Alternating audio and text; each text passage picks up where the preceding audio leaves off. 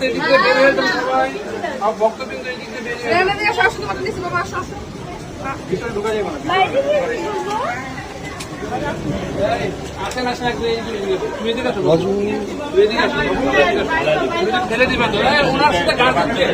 আরেকটা প্লেট দিয়ে দাও, আরেকটা প্লেট নিচে দিয়ে দাও। আচ্ছা গান করছে